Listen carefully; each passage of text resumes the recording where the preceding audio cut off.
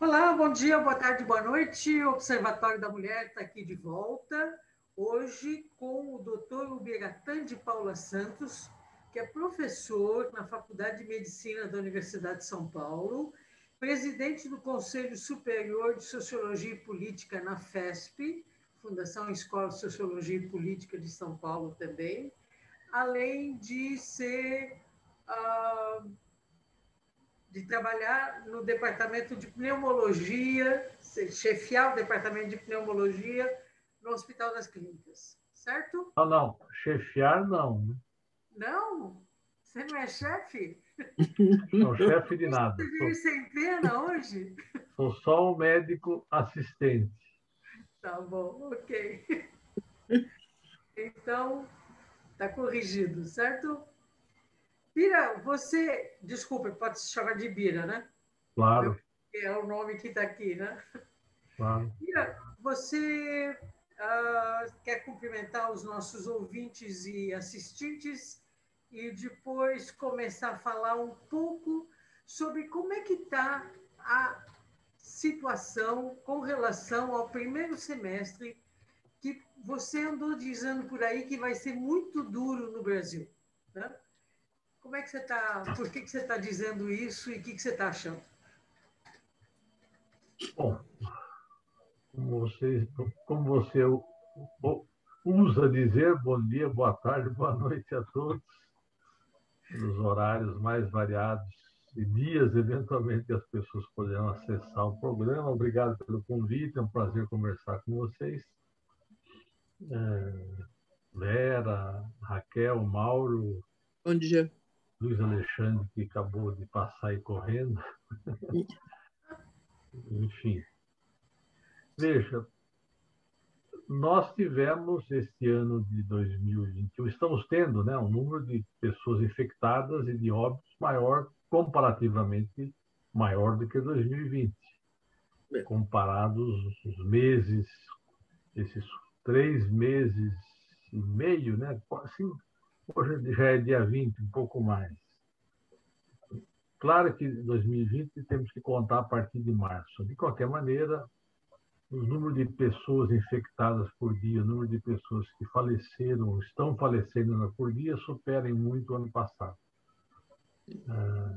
Isso, as previsões pessimistas não são minhas, né? Eu não sou especialista em estudar os mecanismos de distribuição populacional do vírus, tá? Mas a gente lê as pessoas que estudam esse assunto, junto com as medidas, a falta de medidas adequadas de proteção, de prevenção da doença, que seriam duas.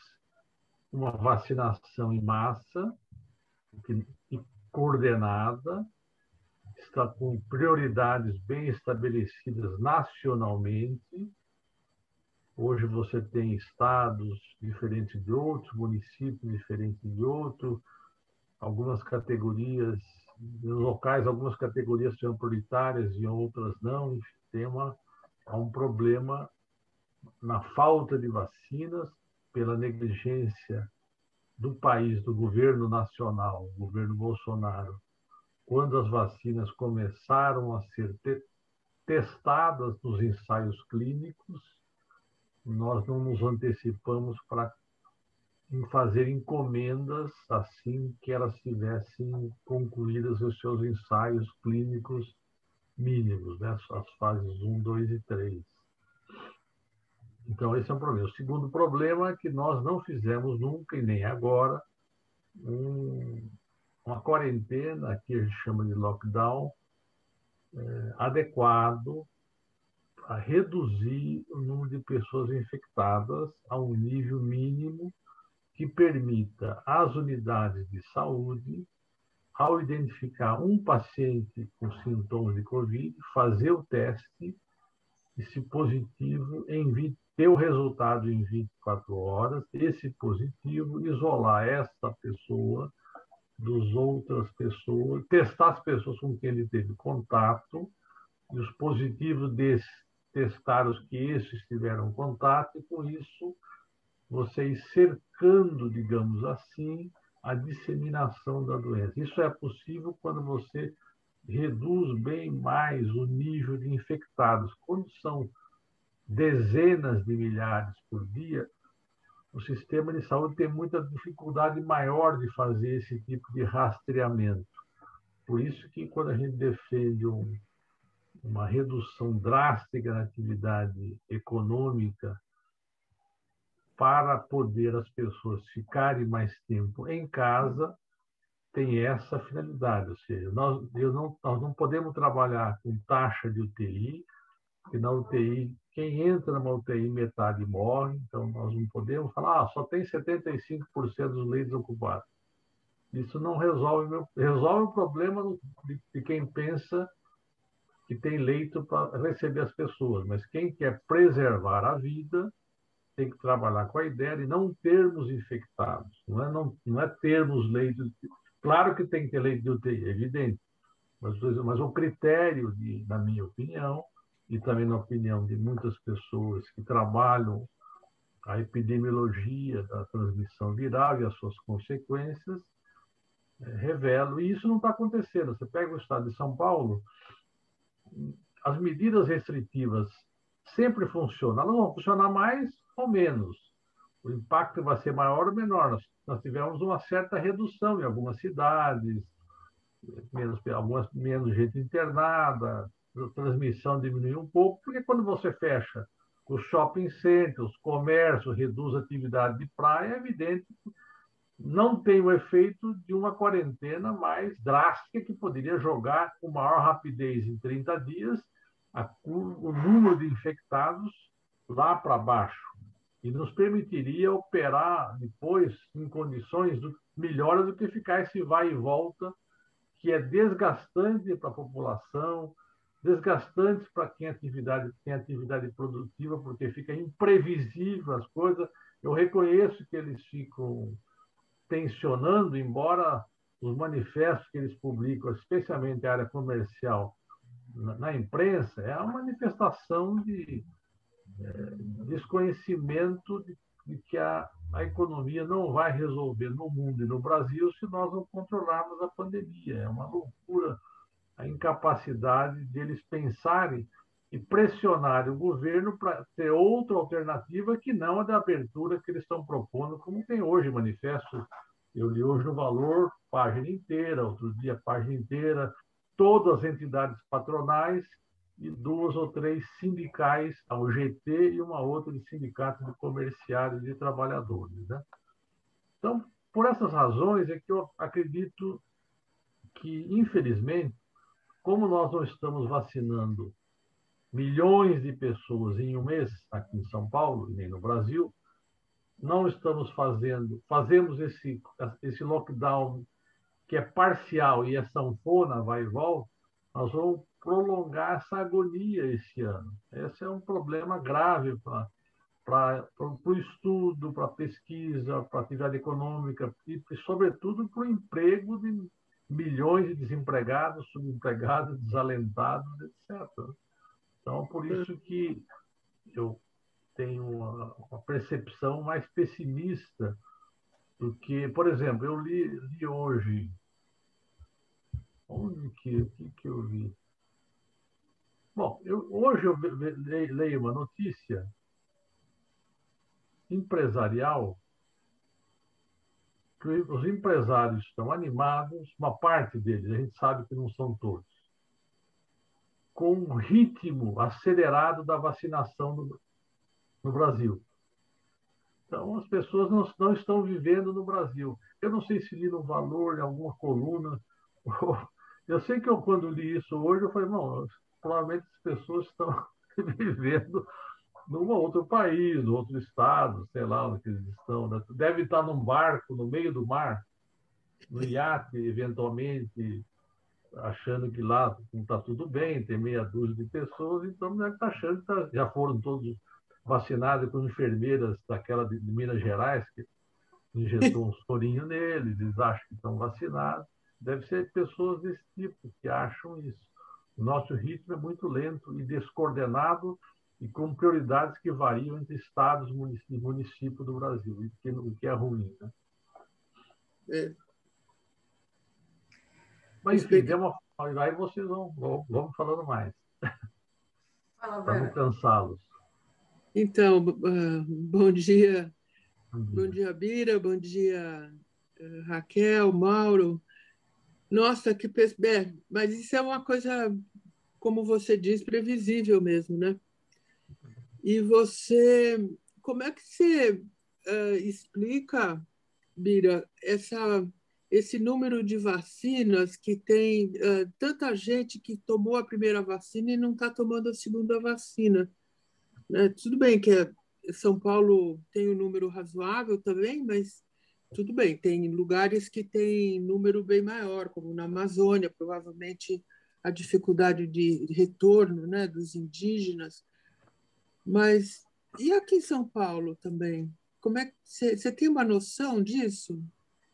Veja, não, eu leio o que eu consigo captar nas informações na imprensa ou em artigos, né? Nós temos no Brasil, primeiro, nós temos uma distribuição da doença que acompanha a desigualdade socioeconômica, de classe, de raça, de tudo, né? Então, nós temos mais pessoas infectadas pobres, morrem mais, negros, enfim, nós temos essa distribuição desigual da contaminação e dos óbitos. Os óbitos, porque essa população é maior, mais numerosa, mas não é só isso, o atendimento adequado para os casos mais graves é mais retardado para essas populações. Nós tivemos várias UPAs aqui na cidade de São Paulo, da Zona Leste, lotadas, sem condições, e vários centros com falta de oxigênio, equipamentos adequados para procedimentos dentro do hospital, que, obviamente, atinge amplamente e majoritariamente as populações mais pobres, né? Então, tem isso. Segunda coisa, isso do ponto de vista da distribuição e o impacto da doença, óbvio. Também elas, em parte, porque moram em condições mais inadequadas. Imagine uma família de 5, 6 pessoas morar em 40 metros quadrados, qual é o isolamento que é possível, né? Adequado, sem apoio do Estado para retirar alguns infectados e colocar em hotéis alugados, que poderiam ter feito isso, em casas alugadas, hotéis alugados, como outros países, os países asiáticos fizeram e fazem quando pegam uma pessoa infectada e as residências não têm condições de isolamento. Então, isso é uma questão... Então, elas se infectam mais e pelas condições de morte, defasagem e qualidade no atendimento, morrem mais. Ficam com mais sequelas quando pegam a doença e morrem mais. Na vacina, veja, o problema da vacina é que há uma confusão. O governo do Estado tem um discurso com relação à pandemia diferente do governo federal, o governo do município também, mas a prática deles é muito parecida. Ou seja, eles não orientam, não têm uma política de orientação. Se você por exemplo, a toda a rede de atenção básica do Estado de São Paulo ou da cidade de São Paulo, não oferecem testes de diagnósticos para ficarem prontos no mesmo dia. Vai hoje, depois de um ano de pandemia, se você vai na maior parte das unidades de saúde da capital, com sintomas de Covid, eles não conseguem recolher o seu material e dar um resultado em 24 horas para que você sabe que está a doença, como é que eu protejo as pessoas que vivem comigo ou eu deixo de circular. Demora, às vezes, é claro, passa lá, o médico até recomenda, fique em casa uns dias, mas não tem o resultado para a própria unidade de saúde ela tomar a iniciativa de ir atrás de contaminantes, né? Então, eles não dotaram o Adolfo Butz e outros laboratórios de insumos e condições humanas e materiais para enfrentar o diagnóstico precoce com a finalidade de isolar pessoas e reduzir a transmissão. além do problema da flexibilização sanfona que eles fazem sob pressão dos vários segmentos do poder econômico no Estado e no município, né? E a confusão da vacina, porque hoje em dia as pessoas veem rádio, televisão, internet, há uma confusão com a vacina da AstraZeneca, se dá problema, não dá problema. Eu já recebo todo dia perguntas sobre isso. Eu não sei o quanto isso chega na população, mas chega também porque, veja, não é só pessoas de classe média que perguntam isso, as pessoas da população ficam um pouco temerosas com estas informações sobre possíveis efeitos colaterais de vacina. Depois, também há uma certa, isso no passado, ou seja, uma certa desinformação sobre a necessidade da segunda dose. Depois, há uma desinformação sobre o prazo que vai tomar. Tem uma vacina, você toma a Coronavac, você vai tomar entre 21 dias e 28 dias. A outra é 2 a 3 meses. Então, compete à unidade de saúde daquele bairro, daquela região, eles têm que fazer esse chamamento, recrutamento e ir na casa das pessoas, não tem jeito aí.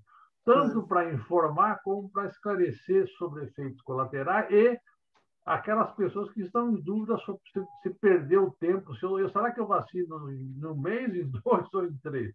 Há muita confusão nisso. Nós temos que ajudar a esclarecer isso pela rede de atenção à saúde, as escolas, elas não estão funcionando, não estariam, mas nós temos pela rede de escola, os diretores podem ter o contato dos telefones, das famílias e ajudando o sistema de saúde a recrutar as pessoas para vacinar, assim como a rede de assistência social, assim como a rede da Secretaria de Esportes. Eles podem trabalhar virtualmente, todas integradas, ajudando essa atenção à saúde a esclarecer. Mas só que eles não trabalham assim, eles esvaziaram as subprefeituras ao longo dos últimos anos, lotearam a cidade com as OS que têm as condutas mais variadas, uns locais funcionam melhor, outros piores, e não tem um comando central. A Secretaria de Saúde do município é um vazio. Se alguém for lá, se a imprensa for lá hoje ou amanhã e subir aquele prédio na General Jardim, vai ser um escândalo. Parece que é uma coisa que não existe, não tem nenhuma capacidade operacional. As coisas acontecem e eles não têm capacidade de ação. Você imagina que depois de um ano é possível faltar algumas coisas básicas, sabe? Hoje, as pessoas que precisam usar oxigênio,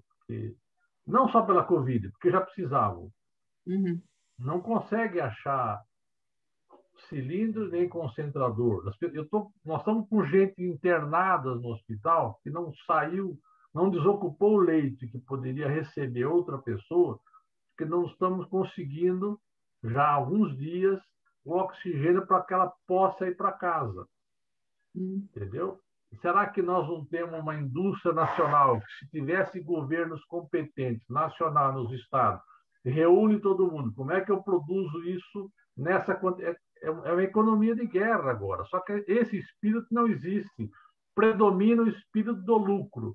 Eu vou fazer aquilo que me dá dinheiro quando fizer e ao preço que quiser, não o esforço de guerra significa eu vou fazer o máximo com o menor lucro possível para sair da pandemia. Claro, não estou dizendo que devo fazer coisa para perder dinheiro, mas eles cobram caro todos esses equipamentos que fornecem e não estão dando conta. E isso governos têm que ser capazes de otimizar o Parque Nacional e verificar, já nós estamos passando o ano de pandemia, né? Foi março, o primeiro caso foi em fevereiro do ano passado, e nós ainda estamos patinando em máscara, patinando, sabe? Medicamentos, onde já se viu medicamentos para intubação, eu tenho que importar da China ou da Índia, sabe? Medicamentos para sedação, medicamento para reduzir contratura muscular, fazer bloqueio muscular, sabe? É uma coisa que qualquer país sabe que tem que produzir, tem que ter uma indústria nacional que tem. Se o privado não quer, o Estado tem que ir atrás de fazer.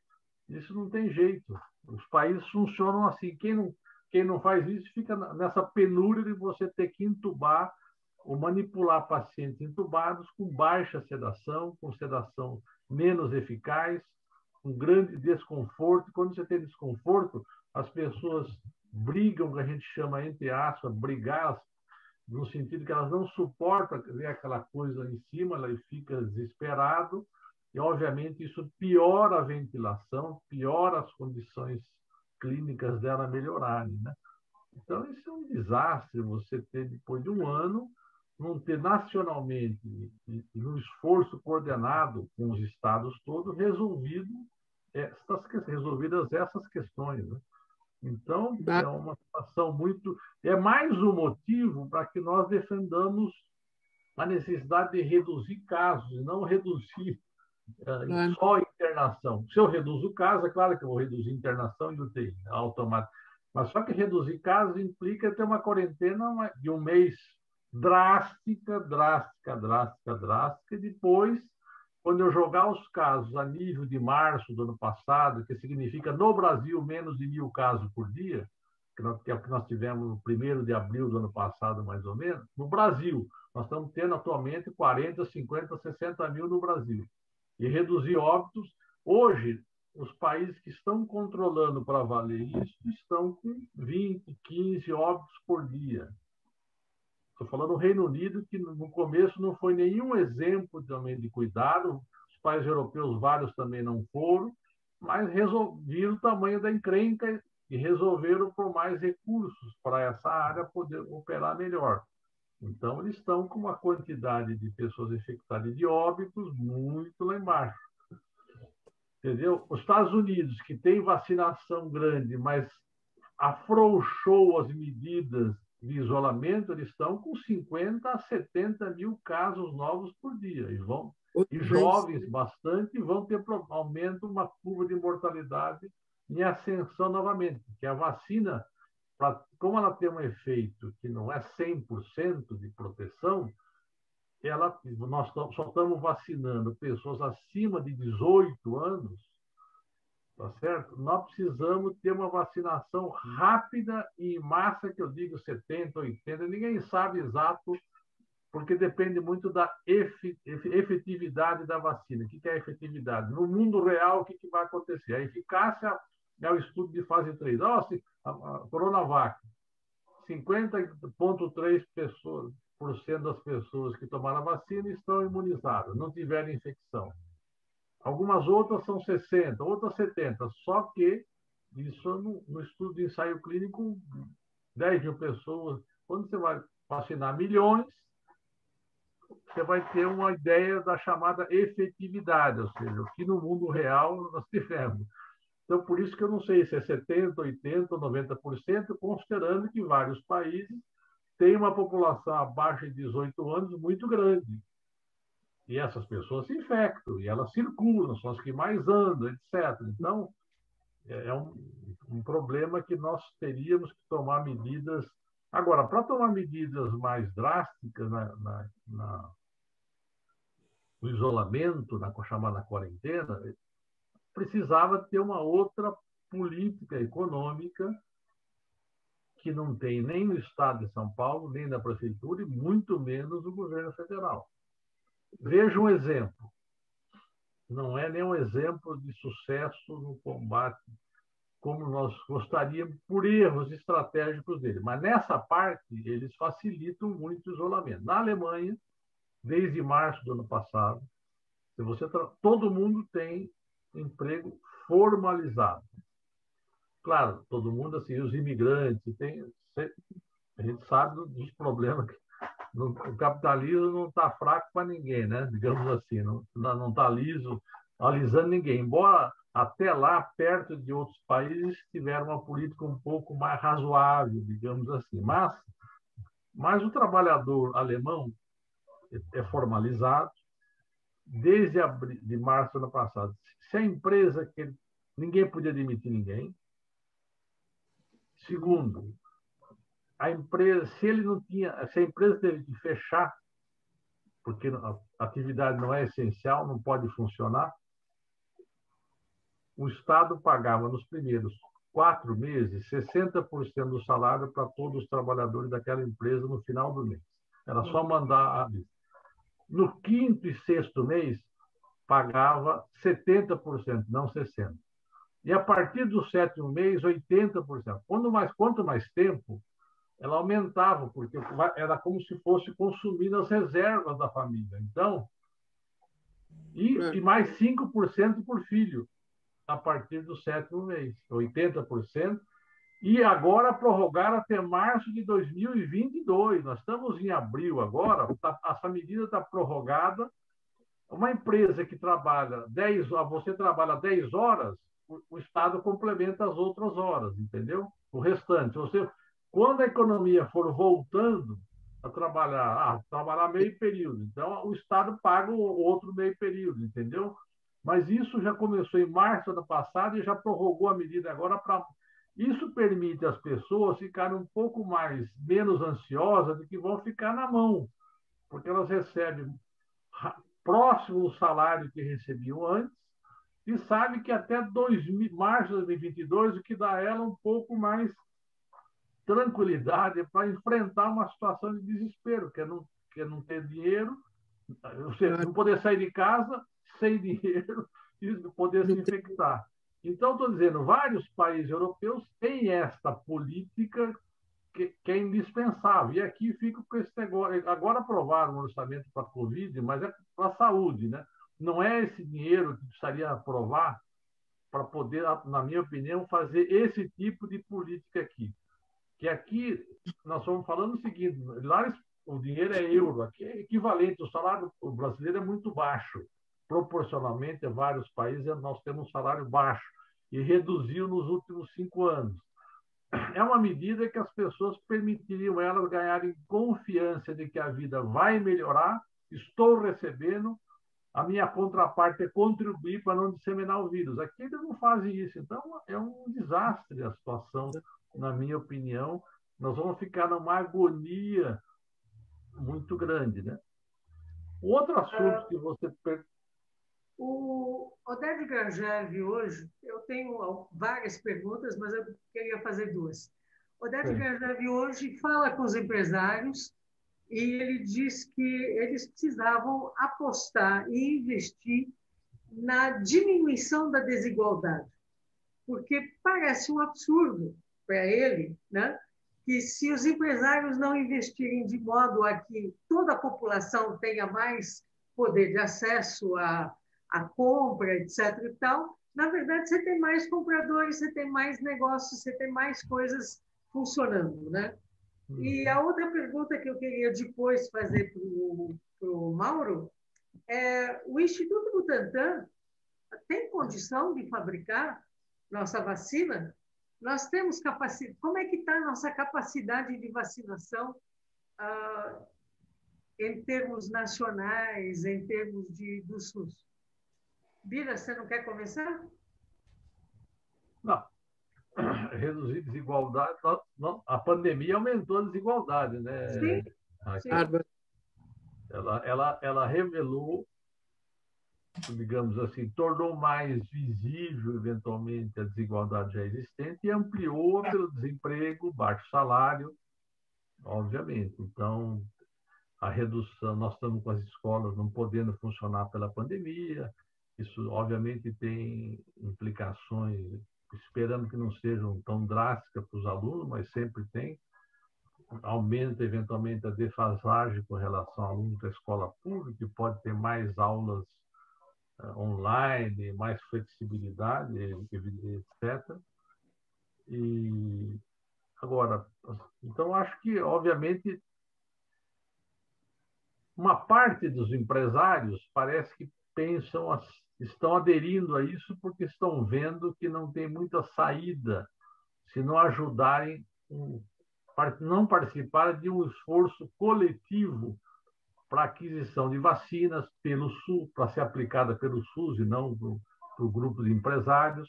Os grupos de empresários querem comprar isso para fazer média com os seus trabalhadores, né? Com os trabalhadores que eles dão emprego e acham que com isso faz uma política de cooptação interna. Tem mais essa finalidade, faz parte da política de hegemonia de um setor da burguesia para dentro, até que alguns sindicatos acabam apoiando, porque ficam até pressionados. Quem não quer tomar vacina? Né? Nós 5 aqui. Se alguém, meu patrão quer comprar a vacina, não, eu não quero.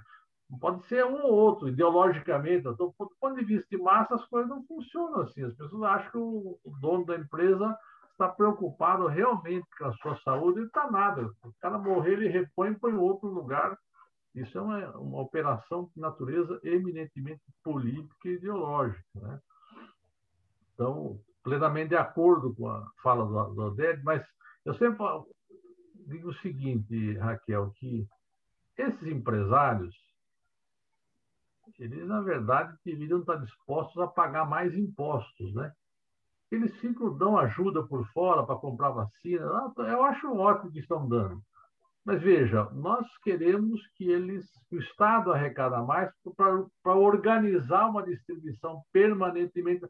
Mas o Estado não organiza. Bom, quem organiza bem as empresas, organiza bem a distribuição de dinheiro? Não, elas organizam o acúmulo a apropriação. Nunca vi empresa organizar a distribuição de dinheiro nenhuma melhor que o Estado. Pelo contrário, elas organizam melhor a apropriação privada da produção. Né? Então, é como o Bill Gates. O Bill Gates faz grandes filantropias. Tá bom, acho bom que ele faça. Agora, era bom ele pagar muito mais impostos nos países todos onde eles operam e, com isso, os estados têm mais tributos para oferecer políticas públicas que atendam as maiorias, contribuam para a não deterioração do clima, que é uma das razões centralmente que pode ter contribuído para essa pandemia, como para outras, ou como para colocar um risco futuro de novas pandemias. Né? Então, é uma outra postura. Produção de vacina, nós estamos atrasados porque nós não está em atraso a chegada dos insumos para a fabricação da vacina, tanto na Fiocruz como do Butantan. Nós não vamos... Tínhamos uma perspectiva até julho. Se você olhar o discurso do Dória em dezembro, depois em janeiro, tudo aconteceria nesse primeiro semestre. Isso não vai acontecer. Nós teremos vacinação, na melhor das hipóteses, no estado de São Paulo, acima de 18 anos, até o final do ano, se tudo correr bem, na minha opinião. Mesmo se houver uma maior oferta da AstraZeneca, porque a AstraZeneca contava com uma importação da Índia, que está bloqueada, não só uma parte da AstraZeneca, como de outras vacinas possíveis da Índia. Eles estão bloqueados porque a Índia está com 300 mil casos de Covid por dia atualmente. 250 a 300, não óbitos, casos. Óbitos, eu não sei os dados de hoje, ainda são menores, embora os epidemiologistas discutam muito como é que nós obtemos informações adequadas sobre isso na Índia. Mas, de qualquer maneira, a gente trabalha para todos os países olhando os dados oficiais, né? Que é a maneira que a gente tem. Não dá para ficar... Podemos, nos estudos, discutir se tem distorção ou não. Né? Então, nós não vamos ter vacina antes do final do ano. O que eles estão testando agora é vacinas em que pessoas abaixo de 18 anos, até 10 anos, para ver se podemos ampliar a vacinação, que seria ótimo, especialmente para poder melhorar a possibilidade da volta às aulas em segurança. E também porque as crianças e jovens, adolescentes, é muito mais difícil você fazer o isolamento deles, especialmente nas comunidades mais pobres ou casas menores, que é um drama você não ter possibilidade de diversificar um pouco a acomodação das pessoas. Mas isso tudo vai ser testado, está sendo testado agora, e só, na melhor das hipóteses, disponíveis a partir de de agosto. A expectativa é que os Estados Unidos concluam a vacinação deles agora em maio, nacionalmente. Depois eles deverão começar a vacinar os menores de 18 anos proximamente. É possível que eles tenham uma capacidade de produção de vacina grande pela Pfizer, Moderna e a Johnson, e é possível que eles tenham uma possibilidade de aumentar a oferta de vacinas e fazer com isso até parte de uma operação política nessas relações com a China no segundo semestre. Mas isso não está resolvido hoje, porque nós temos com a 250 a 300 mil novos infectados na Índia. Estados Unidos ainda com 50 a 60 mil infectados por dia. Nós aqui, a chance de novas variantes, como o vírus se multiplica muito, ele pode criar um monte de mutações, a maioria delas dá origem a um vírus mais fraco ou igual, mas alguns, de repente, dão um vírus mais fortinho, né? Como vocês aí que estão. Todos nós 5 aqui somos mais fortinhos, estamos sobrevivendo. Acho que todo mundo aqui já tem mais de 55, 60, não é isso? Então, a gente sobreviveu, né?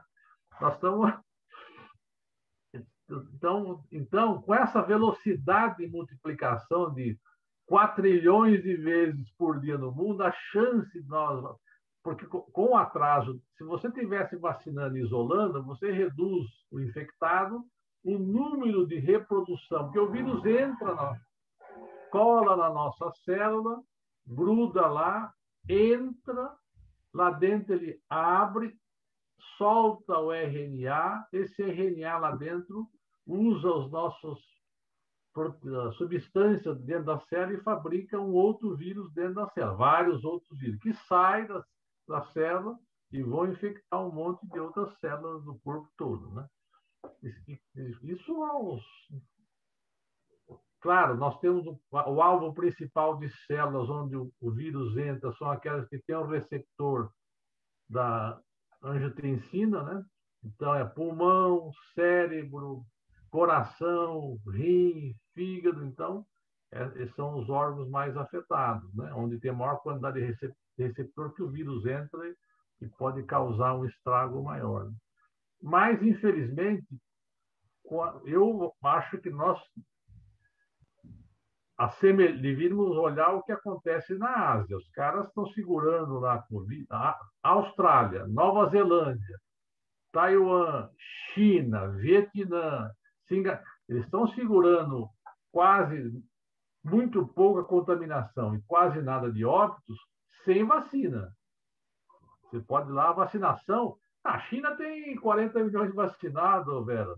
Tem 1 bilhão e 400 milhões de pessoas. Eles têm vacinado com 2 doses. Eles têm muito pouco. Eles vacinaram forças armadas, grupos estratégicos. Do ponto de vista da população, eles vendem vacina, mas eles vão provavelmente ampliar, estão com medo de variantes, porque tem um comércio internacional, tem turismo, tudo isso, mas eles vacinam pouco. Até agora, eles vacinaram pouco. Eu não sei, não tem um mapa de vacinação de todos os países, eu não entrei aqui no site para ver o mapa de todos os países de vacinação, mas o controle lá foi feito com quarentena, testagem em massa, isolamento das pessoas. E aí estão vacinando progressivamente, mas num ritmo muito menor do que o que nós precisamos aqui, o que os Estados Unidos precisam, o que a Europa precisa, né? Porque os países capitalistas centrais, digamos assim, não conseguem operar uma política mais austera de quarentena que eles lá conseguiram. Não, porque lá também tem vários países que são capitalistas, mas tem outra condição de operar a política de quarentena, pelo menos. Mauro, o que você diz aí?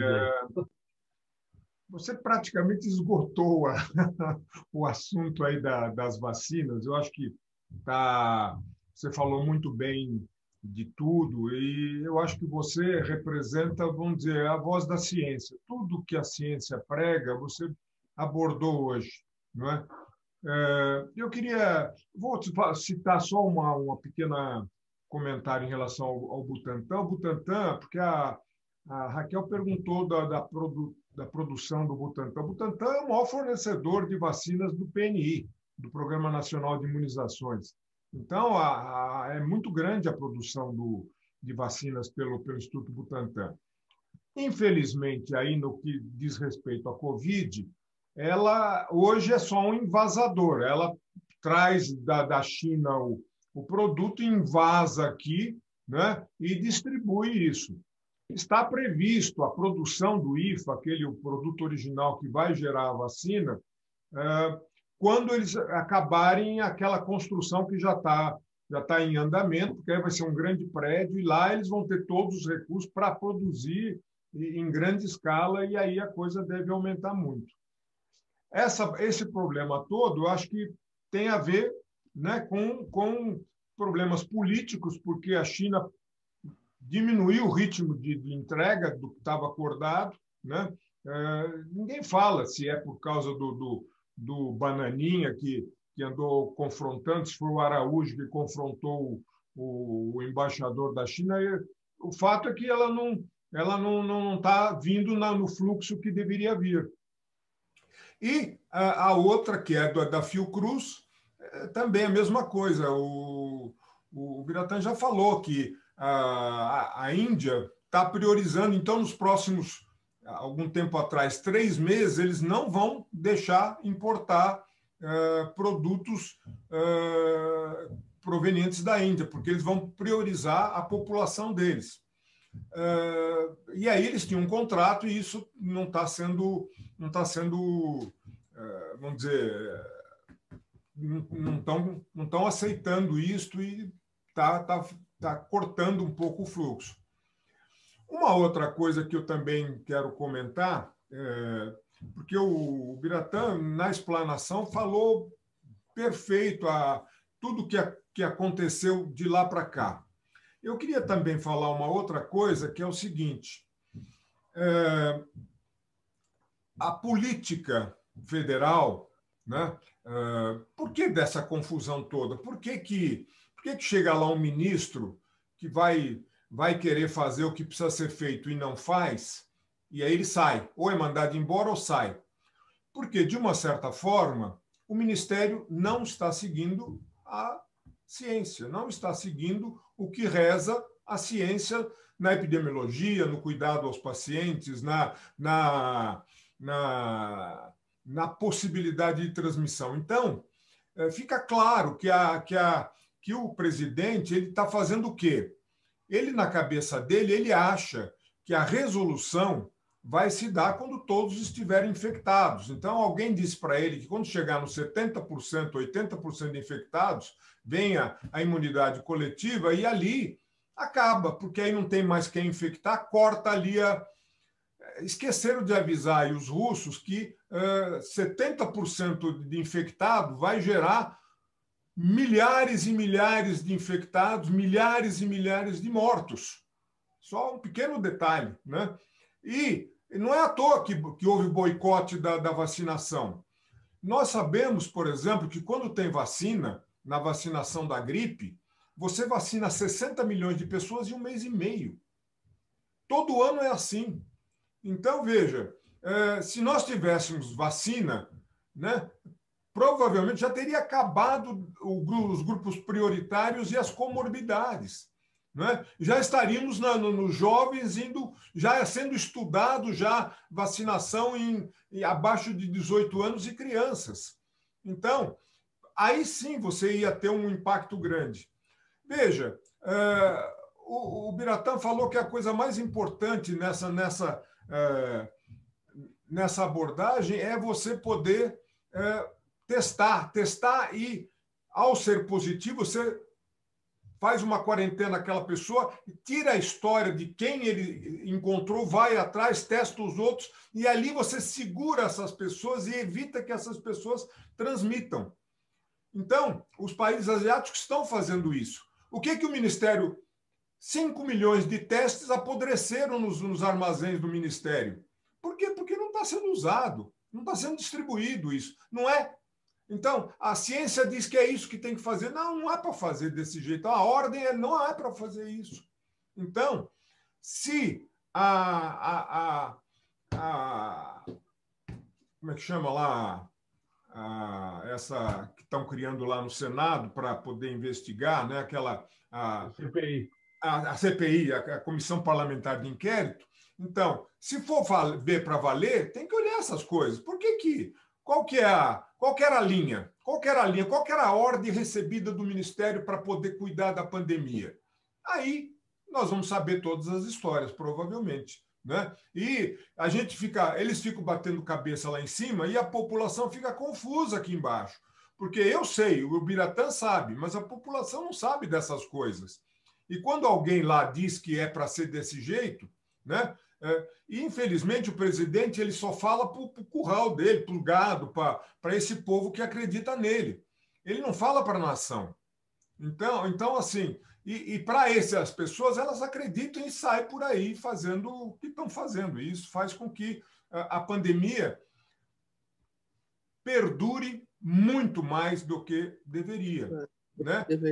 E provavelmente deve passar do final do ano. Né? Eu acho que o Biratã é super otimista. Eu acho que, né, assim, sem esses cuidados, havendo transmissão, havendo uma variante que entre aí, tem a P1, P2, P3 e a P4. Vai ter a P10, entendeu? Por quê? Porque está transmitindo muito, tem muita transmissão e tem muita possibilidade de mutação. Então, é isso. Então, nós estamos vivendo isso, porque ninguém faz o que tem que fazer, tudo meia boca aqui, meia boca ali.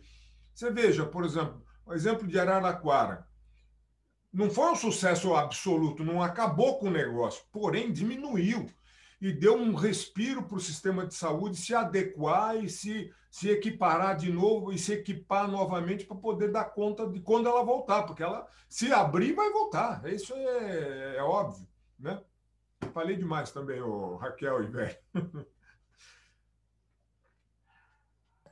Bira, você não falou dos médicos ainda, né? Vou falar agora. O CRM, meu Deus do céu. Veja, tem de tudo aí, né? Tem de tudo aí. O Conselho Federal é o mais... é o expoente pior. Quer dizer, cada estado tem o seu conselho, eu não conheço o conselho de todos os estados, né?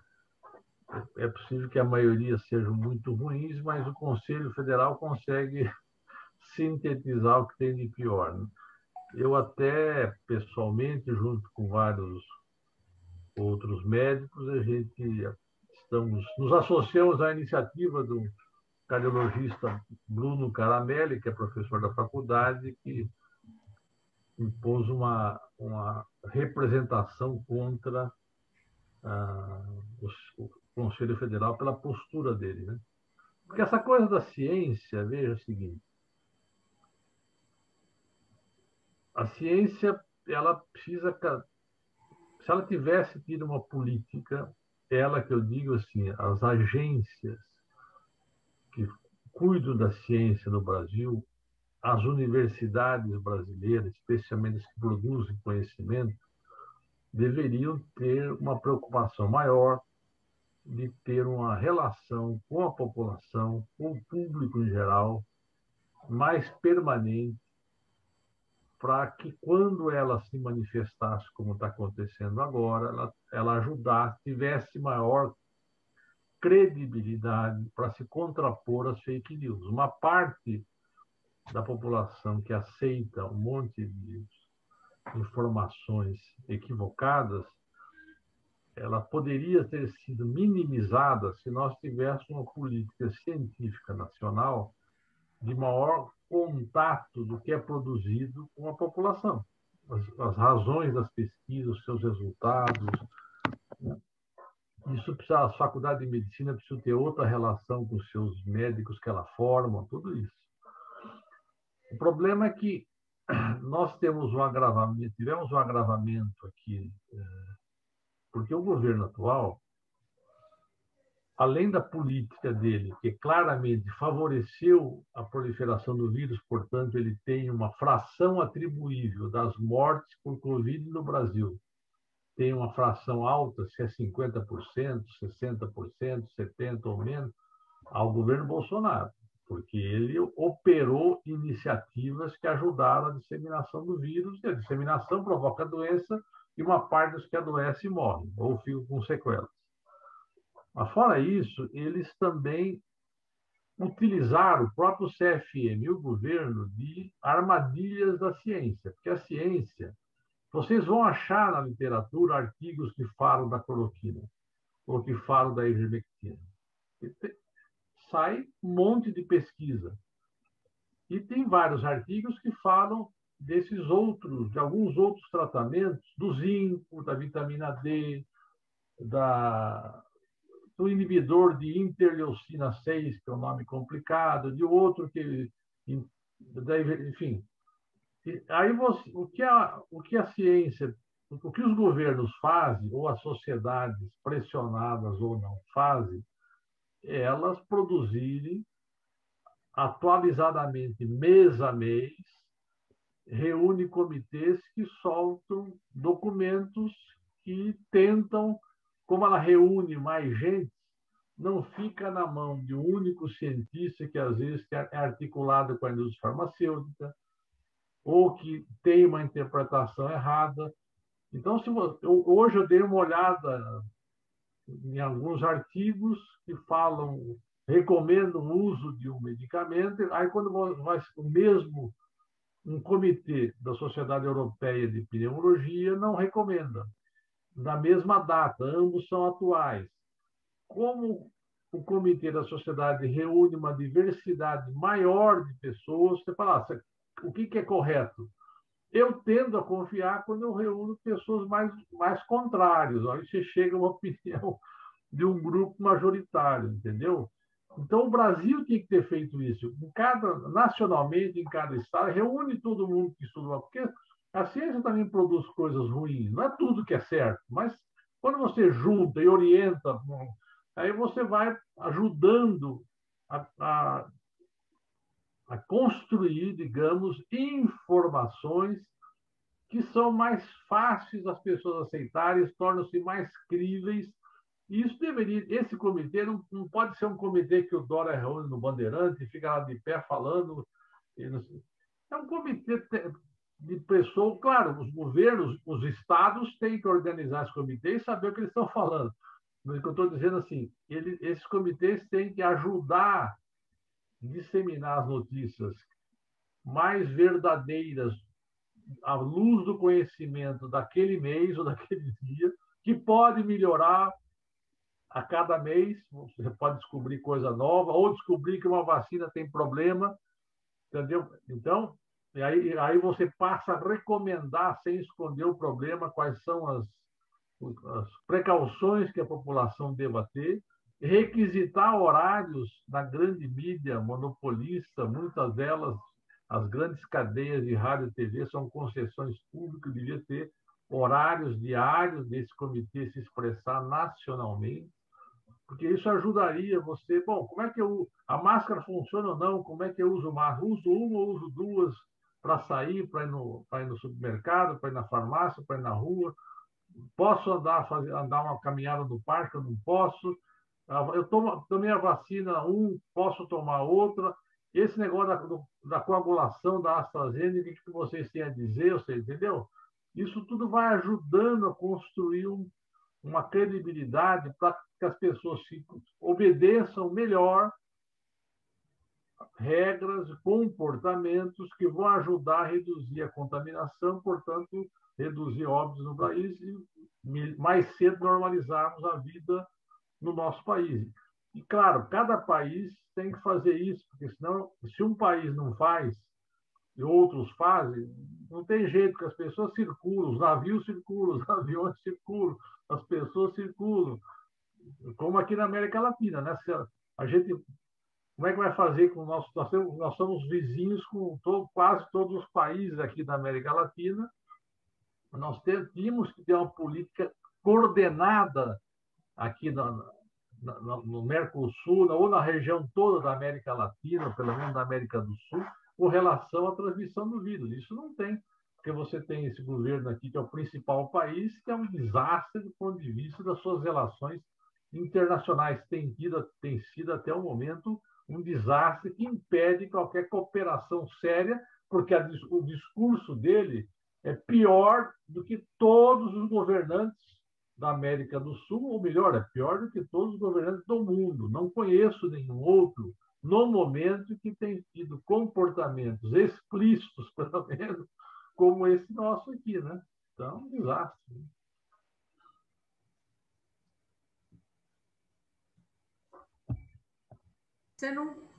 Você não falou ainda do pós-UTI, né? Da importância do pós-UTI. Né? E puxando a sardinha um pouco para o lado das mulheres, porque, afinal de contas, é o Observatório da Mulher,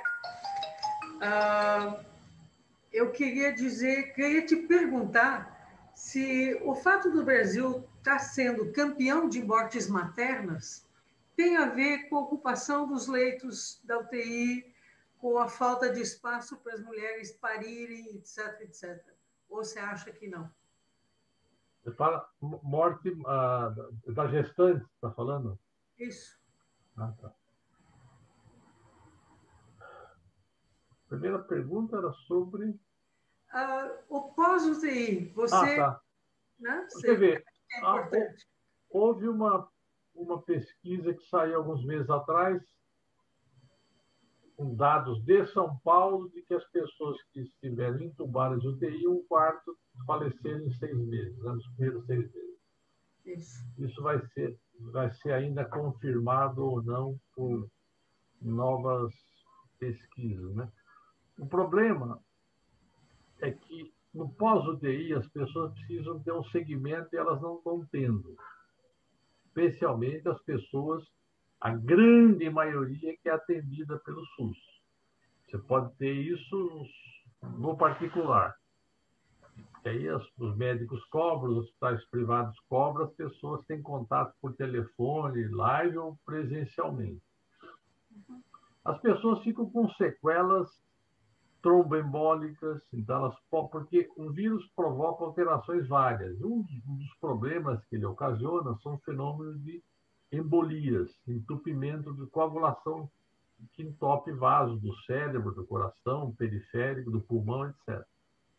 Então, essas pessoas, quem teve internado vários dias, precisou usar oxigênio, estando ou não na UTI, se esteve na UTI com certeza, precisa ter um acompanhamento clínico, pelo menos nos próximos 30 dias. Você precisa ter uma alta clínica, que a alta não pode ser alta hoje em dia eles têm alta do hospital, e se virem, procure lá a unidade de saúde, e você vai na unidade de saúde, eles estão com muito trabalho, com outros casos, com isso, com aquilo, e não acabam tendo um acompanhamento adequado clínico desse monte de pacientes que teve internado em uso de oxigênio ou em regime de terapia intensiva ou mesmo não. Além disso, vários quadros, pessoas têm quadros neurológicos, fraqueza muscular, fratura, infarto cardíaco, ou seja, você tem várias consequências que você precisaria monitorar, porque quando a gente dá alta para um paciente com Covid, ele não sai, é quase que impossível você ficar com o paciente no hospital, depois que ele sai da UTI, que ele esteja totalmente recuperado, porque senão você não consegue liberar leite, e nem precisa mesmo, mas ele precisa de um acompanhamento posterior. Eu acompanho várias pessoas assim, e aí você, às vezes, tem que chamar a pessoa para refazer um exame de marcador inflamatório, mexer em medicamentos, entendeu? Isso, especialmente orientar sobre exercícios, orientar locais que tem escada para evitar quedas, porque isso é um problema nas pessoas idosas e enfraquecidas do ponto de vista da musculatura, porque tomou corticoide muito tempo, porque ficou deitado muito tempo, então houve uma atrofia muscular, perda de equilíbrio, uma série de problemas que precisam ser cuidados. Isso não tem uma orientação, uma padronização, uma orientação. As unidades nossas precisariam de um reforço muito grande em pessoas. Porque as pessoas já estão em uma parte extenuada, eu preciso renovar uma parte, não é mandar embora. Vamos colocar pessoas 2 meses de férias, entendeu? E com isso, porque elas estão muito extenuadas, precisam recuperar um pouco a sua saúde física e principalmente mental, e eu preciso de ampliar a capacidade de atendimento da minha atenção primária e secundária para atender pessoas que não foram atendidas em 2020, porque nós adiamos um monte de consultas e procedimentos clínicos e cirúrgicos de pequeno, médio e grande porte. Isso precisa ser retomado, porque não dá para você postergar isso o tempo todo. Significa que nós temos que gastar mais dinheiro, investir mais dinheiro em saúde, não. Acabou a pandemia, está diminuindo os casos, vamos reduzir o repasse de leitos. Não é, eu preciso de mais recursos, não tem conversa. Eu tenho represamento de pessoas hipertensas, com diabetes, doença renal, endocrinológica, cirurgias de troca de válvula, um monte de ortopédicas, enfim. Então, nós precisamos, pelo contrário, nós vamos exigir do país um gasto maior. Eu até citei num artigo recente que no Reino Unido eles liberaram 11,5 de dólares só para tratar profissionais da saúde, abrindo centros de saúde mental. É um problema que eles avaliaram. Aqui nós não temos um estudo que tem uma precisão de qual a dimensão disso. A gente tem várias entrevistas, comentários, mas não vi um estudo que precisasse a demanda por tratamento de saúde mental para os profissionais de saúde, e também uma parte desse dinheiro para continuar atendendo as pessoas que ficaram com sequelas motoras, problemas neurológicos ou não da Covid em si, entendeu? E aqui, só para isso, fora a manutenção regular do sistema. E aqui é a mesma coisa, os países têm que fazer isso, não tem muita alternativa, né? Entendeu? E diminuir o orçamento do SUS, né? Sim, mas é a política de... Você vê, essa política de ajuste fiscal, ela também é obedecida aqui na cidade e no estado, né, Vera? Você vê que a cabeça do administrador estadual e municipal tem um discurso que não é terraplanista, digamos assim, negacionista, mas eles são prisioneiros dessa matriz política e econômica com a qual eles concordam, eles estão de acordo com isso, né? De você reduzir o gasto público, de enxugar o Estado, num momento que vários países estão aparentemente remando, tendo que remar pela realidade imposta. Ou seja, os países estão vendo que eles precisam ter indústria capaz de produzir vacina, de produzir medicamentos, de produzir luva, de produzir respiradores, de produzir componentes básicos para carro. Nós aqui importamos até qualquer peça de motor, a gente importa umas bobagens, borrachinha, entendeu? Importamos, ou seja, os países estão percebendo que, apesar da globalização, você tem que ter uma capacidade interna de operar, porque senão, em vários momentos, você fica com dificuldade de colocar. Como é que nós temos um parque têxtil que a gente tem, e a gente teve, em alguns momentos, dificuldade, lá, o ano passado, hoje não mais, de produção de máscaras e outros produtos de uso hospitalar, né? Então, um desastre, né? Bom, a gente poderia continuar por muito tempo conversando, mas já estouramos nossos 60 minutos. Vera, você quer dizer alguma coisa? Mauro? Enfim. Liga o som. Liga o som. Eu queria extrapolar um pouquinho, que o Bira não respondeu a tua pergunta em relação à mortalidade materna, gestantes, né? Que é um número tão... Só para... Porque foi ótima a conversa, obrigada. Já aproveitando que nós estamos no final. Obrigada, Bira. Raquel, a mortalidade, eu acho que ela tem a ver com o desatendimento. Porque a mortalidade materna tem muito a ver com bom pré-natal e com boa assistência das condições do parto, né? E no pós-parto. Então, você reduziu toda a atenção à saúde, não criou Opa, tem grávida também no Brasil, continuam tendo, as pessoas continuam namorando, tendo filhos, etc. Então, eu preciso criar um procedimento de atendê-las com segurança, do ponto de vista de não se contaminarem nas consultas. Como é que eu faço isso? Como é que eu separo nas unidades? Eu deixo unidades próprias para isso? Como é que eu testo mais as pessoas?